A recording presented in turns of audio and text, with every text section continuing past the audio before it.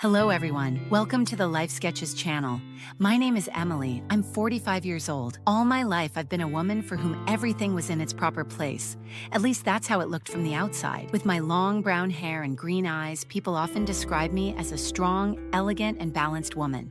However, there was a void inside me that had been growing for years. I was married with a loving husband and 2 children, but this vacation forced me to lose my balance for the first time in my life. This story began on a summer vacation that my husband David and I took with our closest friends. David and I have been together since college. We had a strong bond. At least we used to. But over the years, our relationship had become routine. Our interest in each other had turned into quiet indifference. David had always been passionate about his work, so he found it difficult to understand my emotional needs. Our close friends, Sophia and Mark, along with Lucas and Ava, came up with the idea for this vacation. We hadn't been together for a long time, and everyone was convinced that this vacation would help us reconnect. But this vacation would have the opposite effect, sending us all into an emotional and moral maelstrom. Sophia was my best friend. We met in high school, and over the years, we have supported each other in every aspect of our lives. Her husband, Mark, has always been known as a generous and loving man. Lucas was the most attractive man in the group. He had a charismatic personality and a confidence that impressed. Ava, Lucas's wife and my best friend since college, was always elegant and calm. However, it wasn't hard to sense the tension between Lucas and Ava. It was clear from the first day that this vacation was not going to be an ordinary summer getaway. Everyone was cheerful, at least on the surface. But that's the funny thing about life. Sometimes behind the smiles, something else is hiding. It had been almost 20 years since David and I had been married. The excitement of the early years, that special connection, had become a routine. Whereas I still wanted to be seen and felt the way I did on that first day. But David was focused on his work, always busy, always up to something else. For years, not seeing that first excitement in his eyes for me had left a void in me. So maybe this vacation was a chance for things to get better. But how could I have known that things would get more complicated? Sophia and Mark? I've been friends with them since college. Sophia's always been my rock, but she seemed a bit distant lately. Mark was as friendly and gentlemanly as ever. Lucas and Ava were the other couple of the group. Lucas's charisma was noticeable but it was impossible to focus on the lines of the book. At first I thought it was a coincidence, but not once, twice, 3 times. Obviously my gaze was catching his. I thought, no, Emily, you're imagining it, but something was already stirring inside me. It's much more pleasant to sit here and watch the beach, isn't it? Lucas murmured as he walked past me and picked up his water bottle while David fiddled with his phone. I looked at his face, as if he was waiting for me to understand what he meant. With a slight smile, I replied, yes, sometimes even inaction is, but it was impossible to focus on the lines of the book. At first I thought it was a coincidence, but not once, twice, 3 times. Obviously my gaze was catching his. I thought, no, Emily, you're imagining it, but something was already stirring inside me. It's much more pleasant to sit here and watch the beach, isn't it? Lucas murmured as he walked past me and picked up his water bottle while David fiddled with his phone. I looked at his face, as if he was waiting for me to understand what he meant. With a slight smile, I replied, yes, sometimes even inaction is the best escape. It seemed like an ordinary conversation, but there was something in the air of the moment. It's hard to describe, but it was a real electricity. When evening came, everyone was tired but cheerful. At the dinner table, everyone was telling stories and laughing. But Lucas and I hardly spoke at all.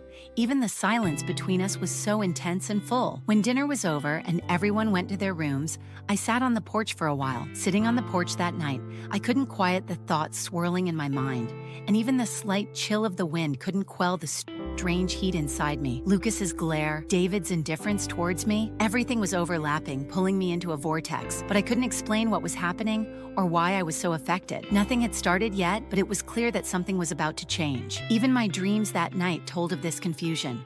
Lucas's eyes, Sophia's watchful gaze, Ava's silence. Everything signaled the beginning of an emotional storm on the very first day of vacation. The next morning, everyone was together at the breakfast table. David was on the phone as usual, making business calls. Sophia was in the kitchen making coffee with Ava. Lucas sat quietly at the other end of the table. He was watching me without taking his eyes off me for a moment. This gaze both disturbed me and strangely stirred something inside me. At that moment, I realized something in Lucas's gaze. It was as if he saw and felt my loneliness. After breakfast, Sophia and Ava got ready to go shopping. David said he would spend the day buried in work emails. Lucas said, I'm going to the beach today. I could use a walk. I don't know what happened at that moment, but the words came out of my mouth involuntarily. "I'd like to come too. I'll get some fresh air." Lucas smiled. Of course, it would be much more fun to go together. When we arrived at the beach, it was very hot. The sun was beating down on our skin. The warmth of the sand combined with the sound of the waves of the sea made everything seem peaceful. But the strange restlessness inside me made itself felt even in the midst of all this beauty. Lucas turned to me with a slight smile. "Do you like being alone?" he asked. His question caught me off guard. I hesitated for a moment and then said, "Sometimes solitude is the greatest escape." My voice trembled slightly. I don't know if he noticed. "Sometimes loneliness feels like freedom and sometimes like imprisonment," Lucas said. His gaze was toward the sea, but his voice sounded as if he was expressing a deep truth about me. We walked for a while. Our conversations may have seemed ordinary, but every word, every look created a silent bond between us. On a rock where we were sitting, Lucas suddenly asked, "Does David make you happy?" The directness of the question surprised me. I couldn't answer him. I just turned my face to the sea. "I'm sorry, it was a personal question," he said immediately, but there was no regret in his voice, as if he already knew my answer. On the way back, I tripped over a stone and stumbled. Lucas immediately grabbed my arm. "Be careful," he said in a gentle voice. At that moment, I felt warmth in his touch, a simple, brief contact, but it shook me to my core. He pulled his hand away a little too late. We both realized it, but we didn't say anything. We just kept walking. My insides began to boil with that touch, and it awakened in me a feeling of excitement I hadn't felt in a long time. When we got home, I had a different feeling. The girls hadn't come back from shopping. David was already on vacation with us, but he had bedknee.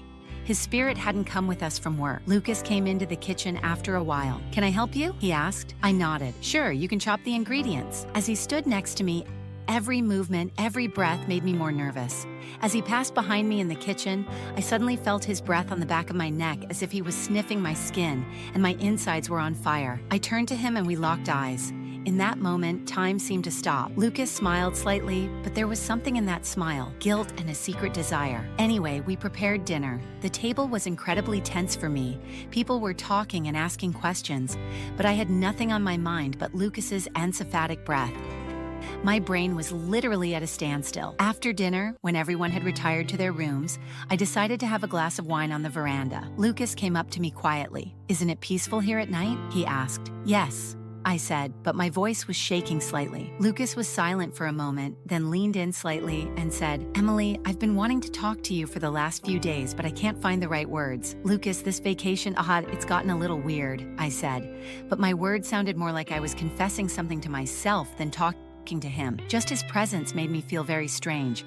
I was in a state of indescribable emotion. Lucas looked at my face. There was a strange depth in his eyes. "Emily, you know how I feel, don't you?" he asked. His words hung in the air, like the tension in that moment. The distance between our lips was about to close. Lucas's words hung in the air. My eyes involuntarily locked with his. In those deep eyes, I saw both desire and the possibility of regret. "I know," I murmured, not even realizing what I was saying as the words came out of my mouth. Lucas slowly reached out his hand, and when his fingertips touched my cheek, I felt a shiver run through me. "Emily, these feelings are impossible to escape," he said. When his breath hit my face, the distance between our lips became unbearable. Lucas leaned in, and our lips finally met. The first contact was slow and gentle, as if we were both undecided whether to cross the border or not. But in a few seconds, we lost control. The kiss became more intense, deeper. My hands involuntarily reached for his shoulders, and his hands wrapped around my waist gripped me tighter. At that moment, the silence of the veranda was like an echo of the storm inside us. But we stopped for a moment, both of us looking at each other's faces, realizing what we were doing. I took a deep breath and pulled back slightly. "Lucas, this isn't right," I said, but the uncertainty in my voice gave it all away. Lucas took a step back, but the emotion hadn't disappeared from his eyes. "Right or wrong, I can't avoid feeling it," he said. The distance between us still hadn't closed enough. I had burned this moment into my mind in a way that was both forbidden and unforgettable. I hurried to my room, left Luca there, and ran away. As I lay on the bed trying to close my eyes, I couldn't get what had happened on the porch out of my mind. Every detail, every touch, every word, over and over again. David had just finished and he came to me and wanted to touch me after so many years, but I was in great guilt and confusion, and I let David touch me, but it was not him. It was Lucas. It was so ugly, my husband touching me after so many years, but I was in that bed with my husband in body and Lucas in spirit. David fell asleep and I tossed and turned in bed. How did this happen? How did we end up like this? I couldn't stop asking myself. The guilt and shame inside me were not enough to suppress the attraction I felt for Lucas. On the one hand, I wanted to push these feelings away, but on the other hand, the desire to live again consumed me. When everyone gathered at the breakfast table in the morning, there was a tension in the air. I was caught between Lucas's stares, David's indifference, and Sophia and Ava's cheerful conversation. David was busy on his phone, engrossed in business as usual. Lucas was silent as if he didn't dare talk to me. Sophia said, "Shall we go to the beach today?" "The weather looks great." David looked up quickly and replied, "I'm staying home today. I have to take care of some work." David had said he would stay home that morning. His absence was both a relief and a strange feeling of emptiness. When we went down to the beach with the other couples, everyone was in their own corner, while the joyful voices of the children merged with the soft rhythm of the waves. A completely different storm was brewing inside me. When I felt Lucas's gaze on me, that storm grew bigger. I couldn't resist the call of the water and slowly walked towards the sea. As the cold water enveloped my body, I thought I could calm my inner turmoil a little. I paddled away from the beach, but every time I turned back, I realized that Lucas was sitting on the beach watching me. Our eyes met a few times. With each glance, the uneasiness inside me grew a little more. It was both eerie and strangely exciting to know that he was watching me. After a while, I decided to swim to the side of the cliffs, where I wanted to be alone, both to clear my head and to get away from the tension. When I reached the back of the rocks, I rested for a while in the calm water. Even in this moment, when I felt alone and safe, I couldn't forget Lucas's gaze. But my loneliness didn't last long. When I saw Lucas's silhouette approaching through the gentle waves of the water, my heart began to race. "What are you doing here?" I asked, my voice slightly agitated. Lucas came a little closer to me in the water. "I need to talk to you, Emily," he said. There was determination in his eyes. Looking away from me, there was a deep silence in the car the whole ride back from the beach. Lucas kept his eyes on the road and his lips tightly closed. I sat in the seat next to him, my hands clasped tightly, questioning the events in my mind over and over again. I couldn't deny the feeling of his touch, the turmoil rising inside me. When we got home, Lucas quickly got out of the car and packed the trunk. "I'm going into the bathroom," he said, and without waiting, he headed for his room. The tension in his behavior made the It's not just something felt by me. I wanted to reach out and stop him, but at the same time, I couldn't move. Lucas's touch seemed to nail me in place. "Lucas, please." "This is so wrong," I said, but my words didn't sound convincing even to my own ears. Lucas's hands on my waist stopped everything for a moment. Both fear and a strange excitement rose in me. "Lucas, this isn't right," I murmured, but it was like a muffled scream.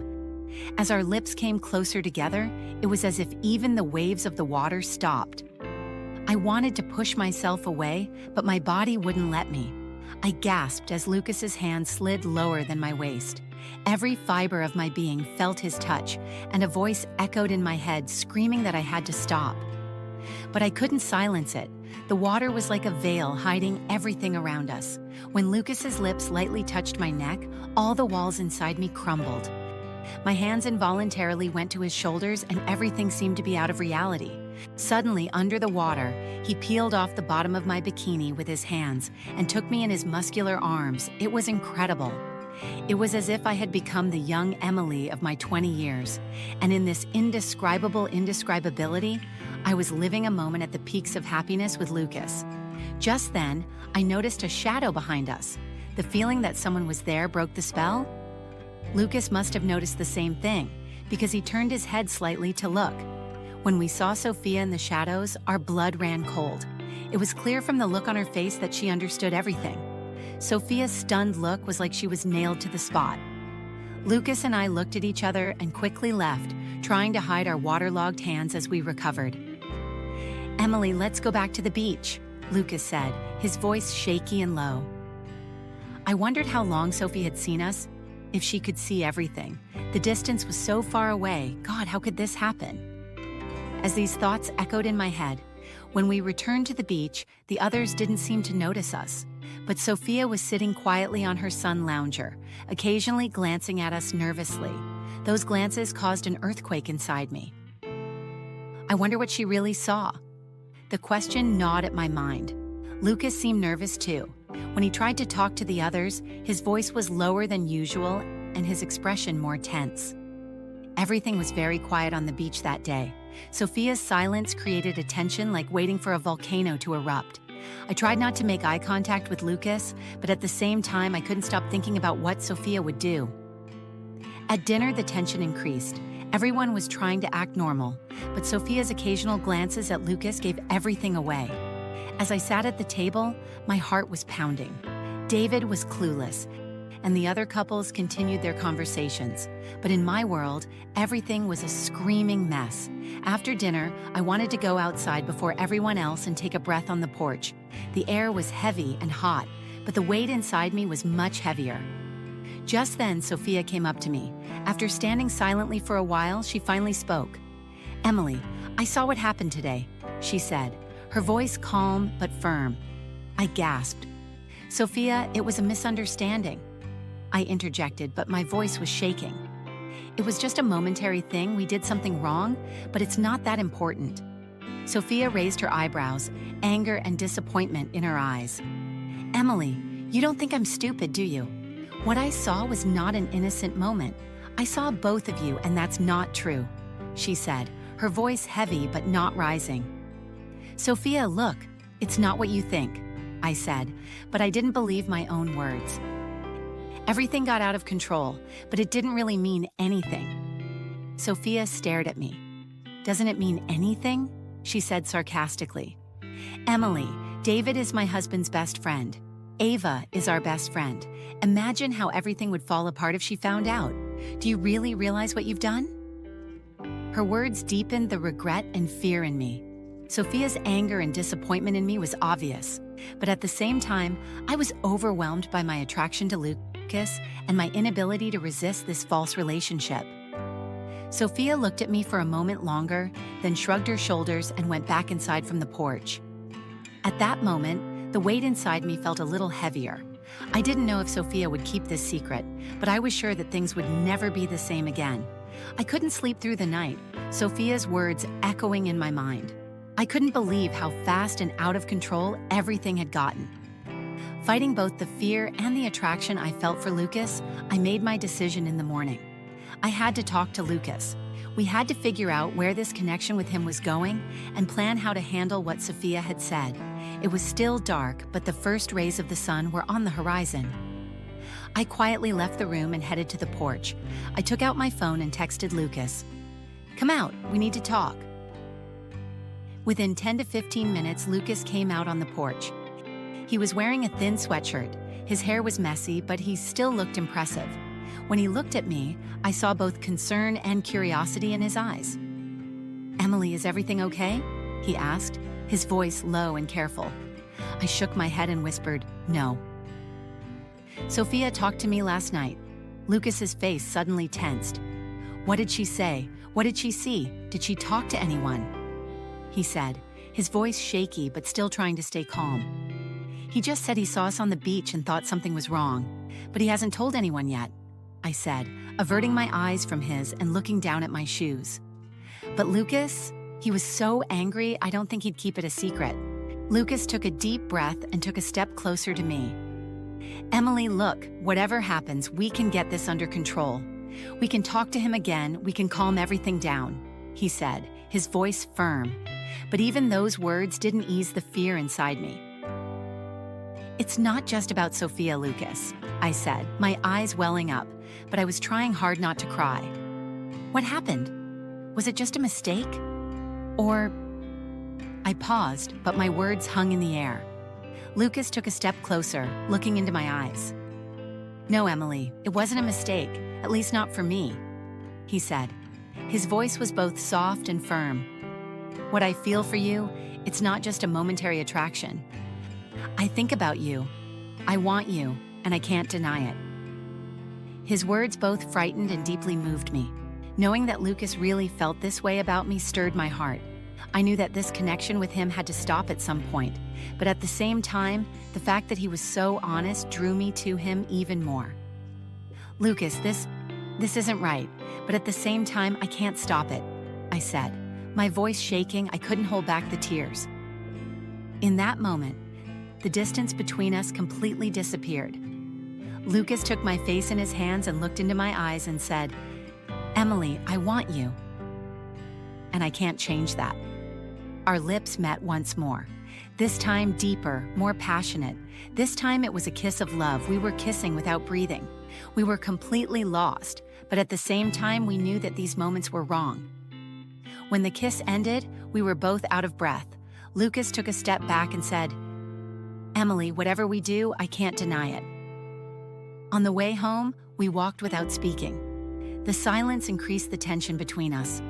As we approached the house, we saw Sophia sitting on the porch. When she noticed us, her expression changed to a dull one. We stared at each other for a while, but without saying anything, Sophia got up from her seat with an angry look and went inside. At that moment, I had both fear and a feeling that things could get worse. I couldn't stop thinking about what move we should make before Sophia did something. But when I looked at Lucas, there was a part of me that wanted to be with him despite everything. I didn't know how long this mess would last, but I had a feeling that something would soon start to unravel completely. The next morning, before breaking Sophia's silence, Lucas and I decided to talk to her. We found Sophia on the porch, her face serious and tense. She didn't look away from us as we approached. "Sophia, could you please spare a minute?" I said, my voice shaking. Sophia took a deep breath, thought for a moment, and then nodded. "Of course, but know that I can't keep my silence any longer." "Please let us talk before I explain everything," I said, the desperation in my voice clearly palpable. Lucas took a step forward and said, "Sophia, this situation is out of our control, but you need to know that everything happened in an instant and it's a lot more complicated than you think," Lucas said. Sophia squinted her eyes, looking at us with anger and determination. "Lucas, aren't you my husband's best friend? Emily, aren't you my best friend? Isn't Ava our best friend? There is no excuse for what happened. No explanation can justify this betrayal," she said, her voice shaking. "Sophia," I said, almost pleadingly, "you're right, this is wrong, but please let you carry this situation to the end of the vacation. In these few days, we'll sort everything out. We'll figure out everyone's feelings in this mess. Please wait until after the holidays." Sophia took a deep breath, her hands balled into fists. "You have a week," she said coldly, "but I want you to know that it doesn't change anything. There will be consequences for all of you." From that moment on, the rest of the vacation was spent with the weight of this secret hanging over everyone like a shadow. Sophia preferred not to speak, but her gaze said it all. Everyone felt that something was wrong, but no one understood exactly what. When the last day of vacation arrived, the tension was at its peak. As Lucas and I sat quietly in the back seat, I could feel Sophia watching us, her guilt growing with every glance. Lucas and I exchanged a brief glance as we started the drive back. Neither of us knew what to do, but it was clear that this situation could not continue. "I'm going to miss you," Lucas said in a low voice as he got into his car. The sadness in his eyes only added to my inner turmoil. When I got home, Lucas was the only thing on my mind. David was at the dining room table reading his newspaper and seemingly oblivious to everything. This only added to my guilt. I locked myself in the room, turned on my phone, and started recording the video. When I was alone in the room, I took a deep breath, and the guilt and confusion I was feeling was unbearable. I picked up my phone and turned on the camera. This was perhaps my only chance to get it off my chest. "Hello," I said in a shaky voice. "I've told you everything up to this point in my story, but I really don't know what to do now. Lucas, I love him. But that doesn't make it true, does it?" I paused for a brief moment and then added, "I'm stuck between my heart and my logic. I can't trust my own feelings. I'm afraid of disappointing my best friend, my husband, and everyone around me. But at the same time, I can't stop thinking about Lucas's gaze, the way he touches me, and the intensity I feel around him. If you were in my shoes, what would you do? Would you put an end to all this? Or would you follow your heart? I am really curious about your comments. If you want to support me while watching this story, please don't forget to like the video and subscribe to the channel, because I really don't want to feel alone in this mess. Thank you.